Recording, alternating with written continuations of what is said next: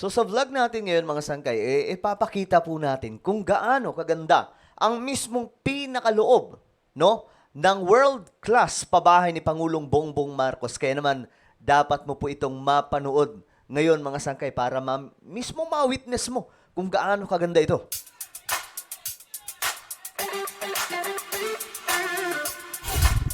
So hello, what's up guys? This is me. I'm back for another vlog today. How are you? Kamusta po ang lahat? At ayun mga sangkay, I hope na okay lamang po ang bawat isa sa inyo ngayon. At ito pag-uusapan po natin mga sangkay, ang isa sa mga matunog na project ni PBBM. Ito po ay ang 4PH program na usap-usapan po ngayon. Hindi lamang po sa kabilang mga lugar, kundi buong Pilipinas mga sangkay. Dahil nga po mismong mga DDS, inawi-witness po nila ngayon na, ang elegante pala nitong project ni PBBM sa buong Pilipinas. Ito ay ang 4PH program. Ngayon, makikita nyo mga sangkay kung gaano kaganda yung mismong pinakaloob. Kasi may mga ano na dito may mga nakatira na. Yung iba mga sangkay kasi na-turnover na, so tinitirahan na po ngayon. At eto po ngayon mismo ang titingnan natin mga sangkay. Ayos ba? Anyway, bago tayo mag-umpisa, pakisubscribe po muna yung ating YouTube channel. Ayan po.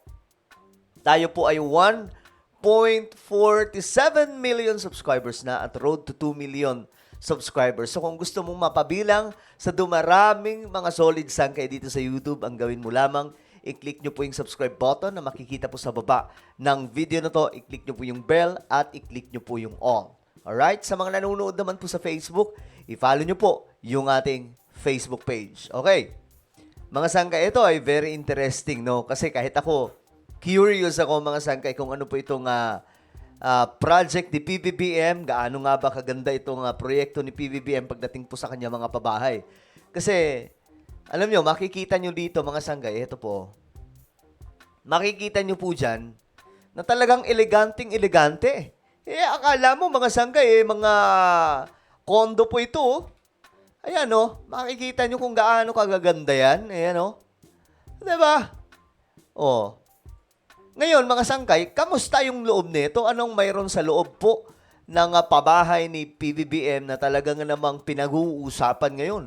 Kasi, ang goal po na ito, mga sangkay, ang 4PH program, ang goal, mabura po yung mga squatter sa Pilipinas at mabigyan po ng sariling mga tahanan yung kapwa natin Pilipino. At ito rin po ay pangarap ni Pangulong Ferdinand E. Marcos noon, mga sangkay, at gusto pong ipagpatuloy ni Pangulong Bongbong Marcos. Alright? Ngayon, mga sangkay, ayan po, di ba? Ang gaganda. Ang elegante po ng mga tahanan na ito, mga sangkay. Ito po yung model na iba. Ayan, di ba? Ayan, mga sangkay.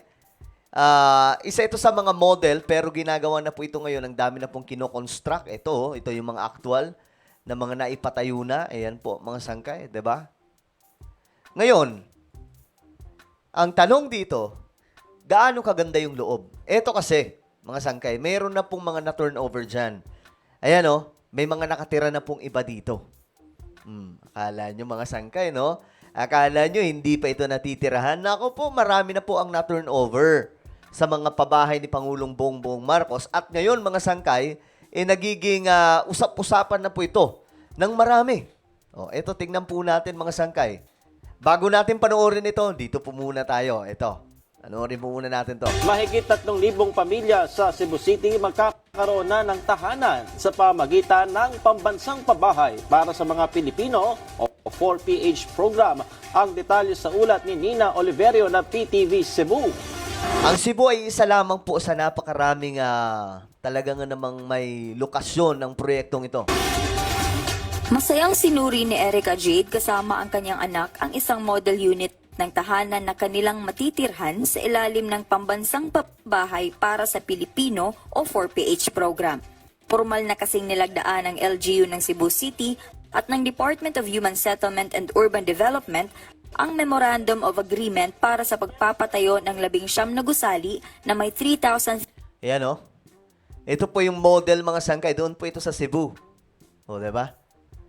Ang lupit ng pabahay ni Pangulong Bongbong Marcos. Nako, ngayon lamang po ito nangyari. First time sa kasaysayan ng Pilipinas na ito na po. Kaya nga po, developing country po tayo mga sangkay. Kaya nga sabi ko sa inyo ano lang tayo, chill lang tayo. Walang budol dito. Hindi po tayo na budol nung binoto natin si PBBM. Ako, naniniwala ako na talagang Marcos po yan eh. May Marcos bang Bonak? Diba? Wala naman. Mga sangkay, at imagine niyo nag-aral po yan sa Oxford kahit sinasabi po nila na undergraduate daw po si PBBM. Pero, ang isang bagay pa lang, mga sangkay, na makapasok ka sa Oxford, naku po, mga sangkay, isa ka ng napakahenyong tao. Hindi po basta-basta nakakapasok doon ang wala, hindi ka makakapasok dito kahit matalino ka pa dito, kung hindi papasa yung utak mo doon, mga sangkay, hindi ka pa rin makakapasok. Pero kaya nga sabi ko si BBM, alam niya yung ginagawa niya kasi matalino ang taong ito. Ngayon, mga sangkay, ito na. Ano ang meron sa loob ng mga pabahay ni PBBM, 'di ba? Yan po, ang gaganda po niyan, mga sangkay. Yan po, ito po mismo yung mga model ng mga bahay na ito. Ito yung mga tinatayo na, 'di ba? Ayan, mga sangkay, 'di ba? Oh. Ngayon, ano ang meron sa mga pabahay na ito? Ayan oh.